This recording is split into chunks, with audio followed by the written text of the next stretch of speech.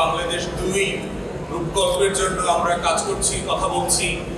ফ্যাসিবাদ বিরোধী আন্দোলনে আমাদের যে লম্বা লড়াই ছিল, সেখান থেকে বাংলাদেশ গড়বার যে লড়াই, সেখানে এটা একটা মাইল ফলক যে জনগণের আকাঙ্ক্ষাকে ভিন্ন ভিন্ন জায়গা থেকে ধারণ করতে পারা। এবং অনেক সময় যারা এই ভিন্ন ভিন্ন জায়গা থেকে জনগণের আকাঙ্ক্ষাকে ধারণ করতে চান, এই চাওয়াগুলোকে মনে করা হয় যে মনে হচ্ছে দেশবাসীর মধ্যে মানে একটা সংকট চলছে, দ্বিমত চলছে, একটা ঐক্যের যে জায়গা তৈরি হওয়ার প্রয়োজন ছিল সেটা সম্ভবত চলে গেছে অথবা নষ্ট হয়ে গেছে। কিন্তু আমরা যারা ইতিহাসের ছাত্র, আমরা দেখেছি যে সারা দুনিয়াতে বড় মোটা দাগের বড় বড় পরিবর্তনগুলো যখন হয়, তখন এই পরিবর্তন জনগণের মনস্তত্ত্বকে প্রচন্ড রকম করে শেক করে। তো শেক করবার মধ্য দিয়ে যেটা হয়, আকাঙ্ক্ষা তৈরি হয়, এবং এই আকাঙ্ক্ষাকে ধারণ করবার একটা পাত্র আসলে সম্ভব হয় না, অনেক পাত্র দরকার হয় এই জনগণের আকাঙ্ক্ষাকে পূরণ করতে এবং ধারণ করতে।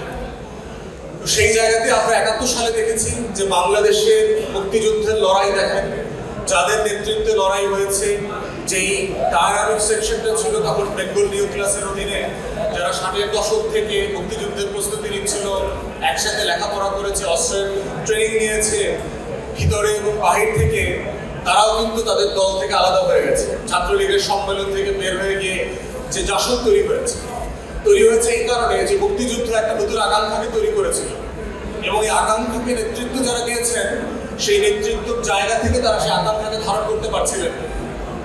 ব্রিটেনে দেখেন উইনস্টন চার্চিলকে বলা হয় যে দ্য মোস্ট পপুলার এবং most critical prime ministers of all time, যিনি সেকেন্ড ওয়ার্ল্ড ওয়ারে তার নেশনকে and the allied force-কে had led to victory।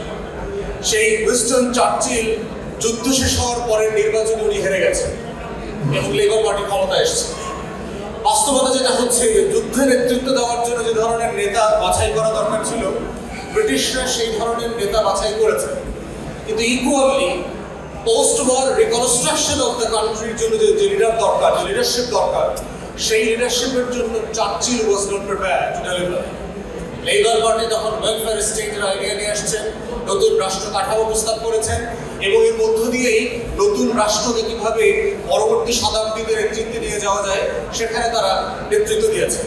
তো আজকে নতুন দল হচ্ছে গণ অভ্যুত্থান পরবর্তী অনেক যে আকাঙ্ক্ষা আমাদের জমা হয়ে গেছে, আমরা বোধ করছি যে আকাঙ্ক্ষাগুলো হয়তো এক্সিস্টিং কোনো পাত্রে স্যুট করছে না, তারা সেই আকাঙ্ক্ষাকে স্যুট করবেন, তারা ধারণ করবেন।